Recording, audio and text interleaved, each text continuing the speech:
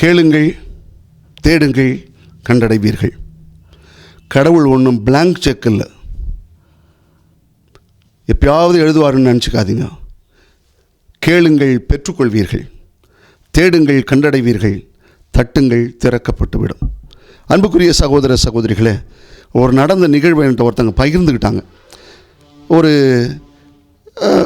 கடைசி நாள், இந்த நேரத்தில் டீச்சர்ஸ்லாம் ரிட்டையர்ட் ஆவாங்க.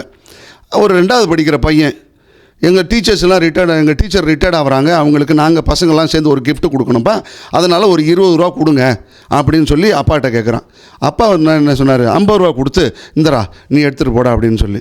ஆனால் முறைப்படி நியாயமாக என்ன நடந்துக்கணும், கேட்டது 20 ரூபா. அந்த 20 ரூபா தான் கொடுத்து அனுப்பியிருக்கணும். அவர் கொஞ்சம் தாராளமுள்ள கையே தலைமையில செத்த வையன்னு சொல்லியிருப்பார். அதனால் ஒரு 50 ரூபா சேர்த்து 50 ரூபா கொடுத்துட்டார். இது ஒரு நிகழ்வாக என்கிட்ட சொன்னாங்க. எனக்கு யோசிச்சு தோணுச்சு, கடவுள் எப்படிப்பட்ட கொடுப்பதை செய்யப்படுகிறார் என்று பாருங்கள். எவ்வளோ தூரம் கொடுக்குறாருங்கிறத மட்டும் இன்றைய நற்செய்தி நமக்கு சொல்லுது. கேளுங்கள், பெற்றுக்கொள்வீர்கள் என்று சொன்ன கடவுள் ஒரு உதாரணத்தையும் கொடுக்குறார். இந்த மனித வாழ்க்கையிலே உன்னுடைய பெற்றோர்கள் உன் தந்தை எப்படி கொடுக்குறார் அதை கொஞ்சம் யோசிச்சு பாருங்கள். அதைக்கும் மேலாக கடவுள் உனக்கு நிறைவாக கொடுப்பார், அளவுக்கு அதிகமாக கொடுப்பார். அதோடு மட்டும் இல்லை, நற்செய்தியே சொல்லுகிறது, விண்ணகத்தந்தை இன்னும் மிகுதியாக உங்களுக்கு கொடுப்பார் என்று சொல்லப்படுகிறது. யோசிங்க, இன்னைக்கு நம்ம அப்பா அம்மா அப்பம் கேட்டால் கல்லை கொடுக்குறாங்களா? இயேசுநாதர் அன்னைக்கு சொன்னார். மீன் கேட்டால் பாம்பை பிடிச்சி கொடுக்குறாங்களா? இல்லையே.